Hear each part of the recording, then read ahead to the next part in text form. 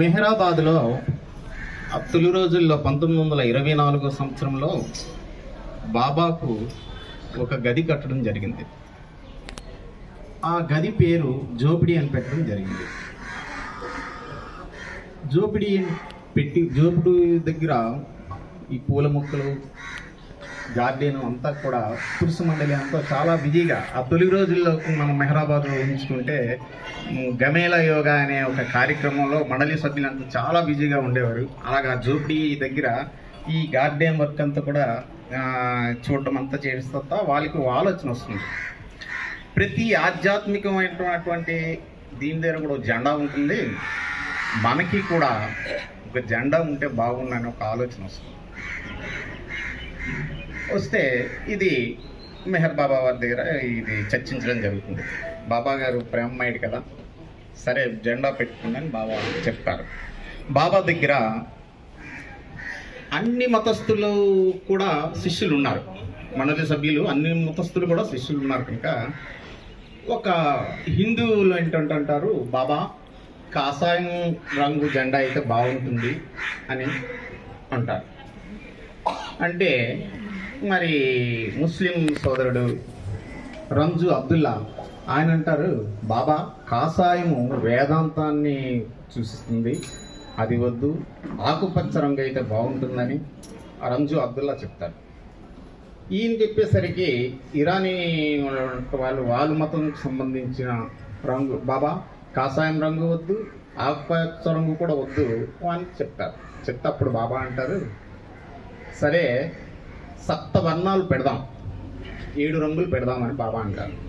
అప్పుడు మండలి సభ్యులు అంటారు, బాబా రంగులు వరుస మీరే చెప్పండి బాబా అంటారు. అంటే బాబా అంటారు, ఎరుపు రంగు దిగువన, పైన ఆకాశపు నీలి రంగు ఉండాలని బాబా చెప్తా, పైన మధ్యలో ఉన్న 5 రంగులు మీ ఇష్టం ఎలాగైనా పెట్టుకోవచ్చు అని బాబా గారు చెప్పడం జరిగింది. ఆ చెప్పిన వెంటనే అది ఏప్రిల్ 23వ తారీఖు 1924 అప్పుడు నావల్ తలాతి ఆయన అహ్మద్నగర్ వెళ్ళి జెండాను తయారు చేసుకుని వచ్చి సాయంత్రం బాబా జెండా వచ్చి ఆవిష్కరిస్తారు. ఈ యొక్క జెండా ఆవిష్కరించి మనకు 100 సంవత్సరాలు అయింది, మెహరాబాద్లో పండుగ చేసుకున్నాము మనం. అయితే ఈ యొక్క జెండా ఆవిష్కరించిన తర్వాత బాబా ఈ జెండా తాలూకా విశిష్టత చెప్తారు. ఈ 7 రంగులు అన్ని మతాలకు సూచిస్తాయి. ఈ 7 రంగులు ఆధ్యాత్మిక భూమికలకు సూచిస్తుంది. అంతేకాదు మానవాళి సంస్కారాలు 7 రకాల సంస్కారాలకి సూచిస్తుంది బాబా చెప్తారు. ఈ దిగు ఉన్నటువంటి ఎరుపు రంగు గాఢమైన సంస్కారాలు, కామం, క్రోధం, లోభం, ఈర్ష, ఇవన్నీ కూడా ఈ ఎరుపు రంగు గాఢమైన సంస్కారాలు ఉంటాయి. మానవ జీవితంలో ఈ 7 రంగులు అధిగమించుకొని ఆ యొక్క నీలు రంగు అయినటువంటి ఆ స్థాయిలో భగవంతుని చేరుకునేటట్టు సూచిస్తుంది అంటారు.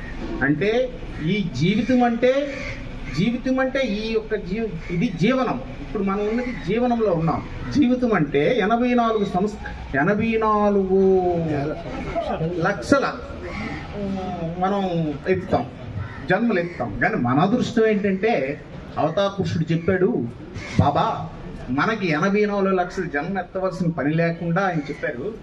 ఈ యొక్క చెప్పారు కదా 7 రంగులు ఎలా మిసులుకుంటే మనం ఆ భగవంతునికి చేరుకుంటామో ఆ రకంగా మిసులుకుంటే మనకి ఇన్ని జన్మలు అవసరం లేదు, అది మన సుకృతం అన్నమాట.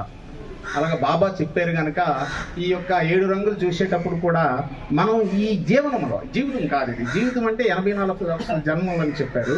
ఈ జీవనంలో మనం ఎలా మిసులుకోవాలని చూసుకుంటే నెక్స్ట్ చైతన్యం చెందుతూ మనం ఆ యొక్క బాబా చెప్పేటట్టు ఆ నీలి రంగు అయినటువంటి ఆ భగవంతుని చేరుకుంటామని మనం అనుకోవాలి.